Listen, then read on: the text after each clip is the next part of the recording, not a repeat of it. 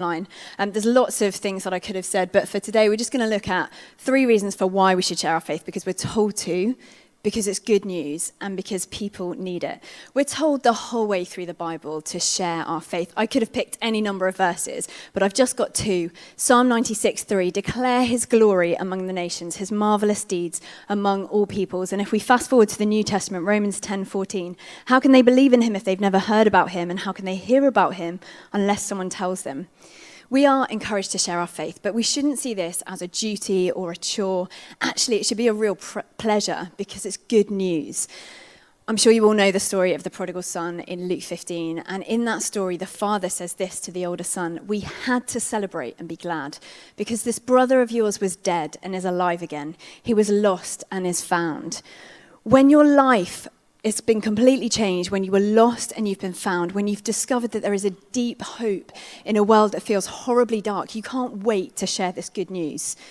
I don't know how many of you saw the royal wedding when Prince Harry and Meghan Markle got married, but I loved Bishop Michael Curry, who did the sermon. He says this in his book, Crazy Christians: what the church needs, what this world needs, are Christians who are as crazy as the Lord, crazy enough to dare to change the world from the nightmare that it often is into something closer to the dream that God dreams for it. Guys, we've got the opportunity to turn a nightmare into a dream. This is good news, and people need it.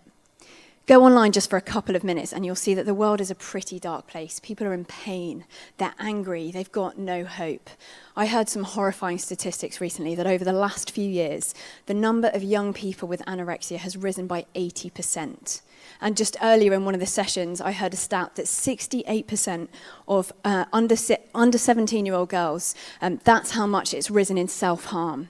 And I don't know if you saw, the BBC did a survey recently and showed that the loneliest group of people are not the elderly people that you might assume, but actually it's the 16 to 24-year-olds.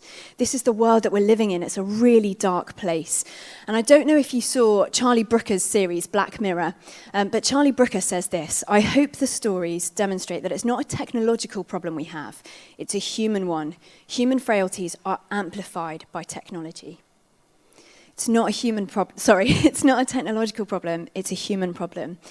99% of our young people are apparently online constantly. Again, that's a stat I shamelessly nicked from earlier. If that's where our young people are, then I am terrified about what they're seeing online, that dark behavior that Charlie Brooker talks about. They are constantly being bombarded by broken stories, by hopelessness. Our young people need to know that there is a better story. And actually, I think it's up to us to change the narrative online. As many of you know, the World Wide Web was created by Tim Berners-Lee in 1989 at CERN in Geneva. And in that same city in Geneva stands St. Peter's Cathedral, where the 16th century reformer John Calvin famously preached. And like Tim Berners-Lee, he was standing at the brink of worldwide revolution, because the 16th century, with that came the emergence of the printing press, and that totally revolutionized Europe. They created a platform where ideas could be spread in an unprecedented way. And the book Virtually Human says this: what Calvin did in the 16th century was to rediscover the deep truth of God's story for humanity and to reconnect it to the lives of those in his generation. If we are to connect God's story with the lives of our generation, then we've got to communicate on a platform that our young people reside. Not just our young people, but all of those in our generation. And actually, for a lot of our generation, they are residing on Tim Berners-Lee's World Wide Web.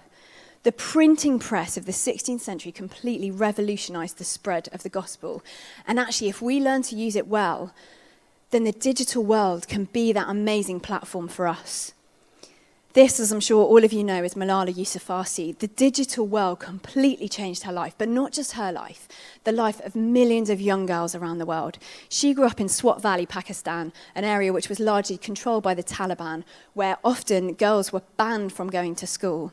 And with the encouragement of her brave parents, Malala wrote a blog for the BBC under a pseudonym, and suddenly the whole world could hear her voice. Now, the Taliban attempted to kill her in 2012, and rightly so, not rightly so that she was killed by the Taliban, rightly so her story went viral. And she's the youngest ever winner of the Nobel Peace Prize. In 2013, Time magazine said that they voted her one of the 100 most influential people in the world. The digital world is a platform to transform people's lives. But how should we share our faith online? I think we often overcomplicate evangelism and we put unnecessary pressure on ourselves. But really, evangelism is just about sharing our stories, about encouraging people to look at what God has done in our own lives. And there are some better ways of doing that than others. Obviously, we saw in the clip that's probably not the best way to do it. And there's lots of things I could have said again, but I think we're going to have a look just at these three. Don't be too intense, be real, and have integrity. And it's not an accident that actually a lot of this has already come up, even just in Kevin's talk. So how should we share? Well, I think we will be very quickly unfollowed or unfriended if we constantly post about God. I'm not saying we shouldn't post about God, but actually in our offline world, we don't shoehorn God into every conversation. So why do we feel like we need to do that online? We don't want to drown our followers in Bible verses. We want to show them that God is relevant, that he loves them, that he's got a purpose for their lives. People are your friends and your followers on and offline for all sorts of reasons, because you're interesting, because you post helpful articles, because you value them. So post about the music that you listen to, the football team that you follow, the campaigns that you're backing, the inspiring speeches that you've heard, and post stuff that has absolutely no purpose except for to make people laugh. I would lose weight, but I hate losing. People will stop asking you questions if you answer back in interpretive dance. That's just funny. There's no purpose.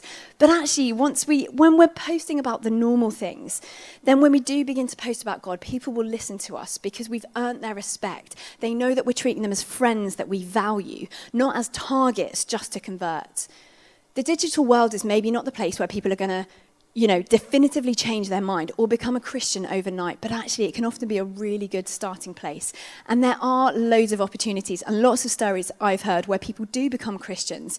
There's a guy called Richard Morgan who was a staunch atheist, and he was an avid visitor of Richard Dawkins' website. Every day he would go on Richard Dawkins' website, and one day he came across an article that had been written by church leader David Robertson. Someone had posted it on the site, and because of where it had lots of really quite angry comments, as you'd expect from atheists.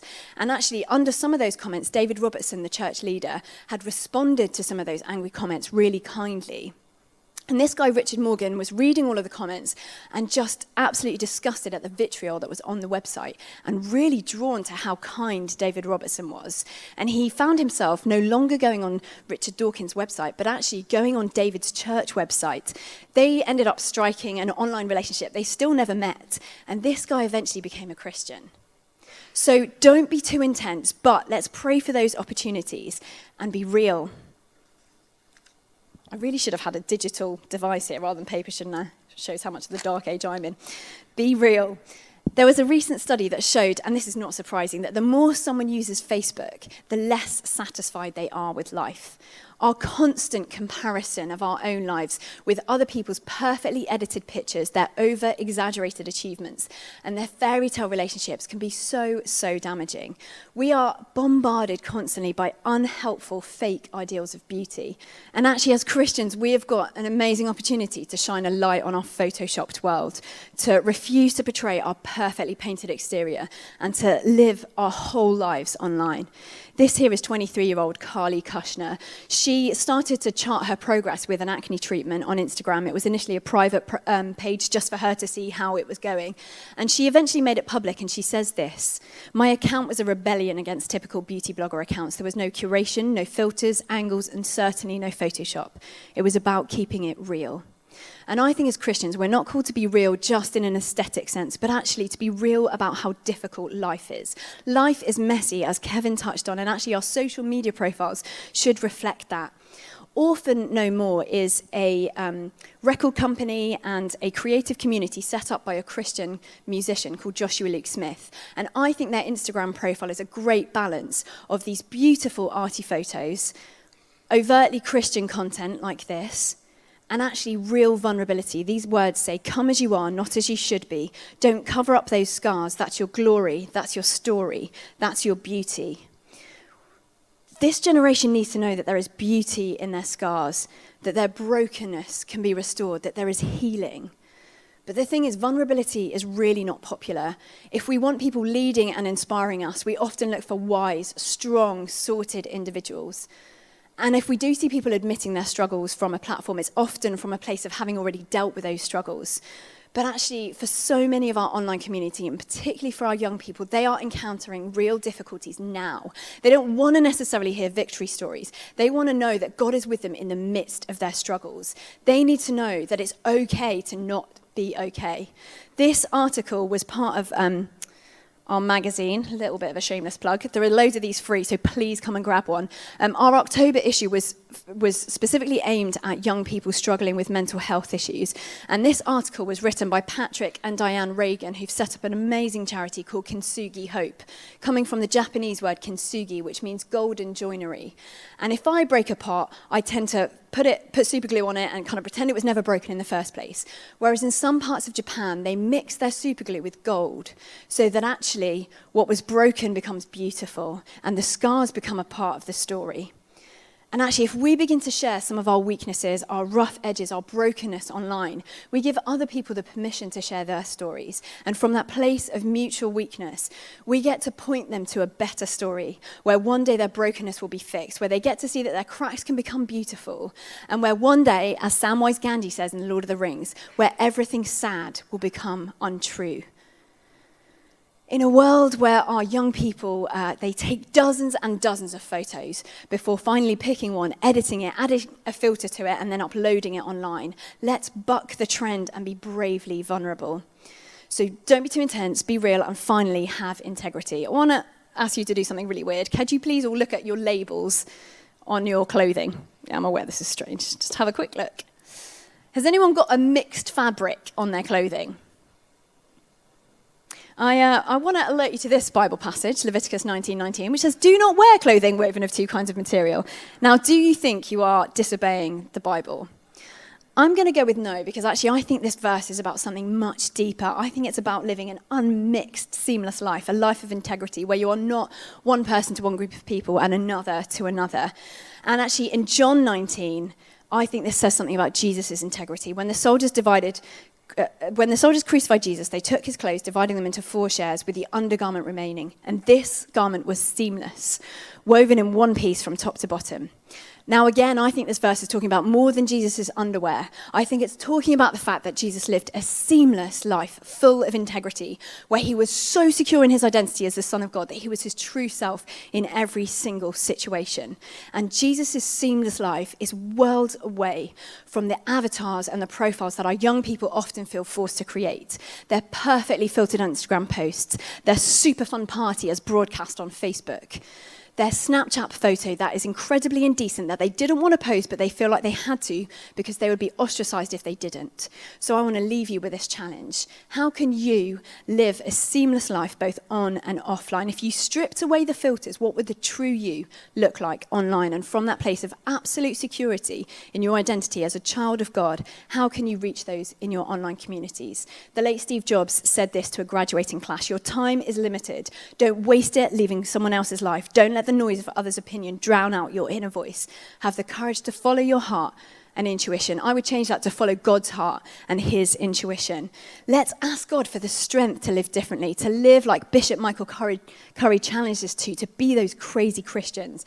Let's buck the trend of our Photoshop world, and let's live a different way. Let's be bravely vulnerable. Let's tell a better story. Let's be the crazy ones, the misfits, the rebels who by the grace of God can change the world.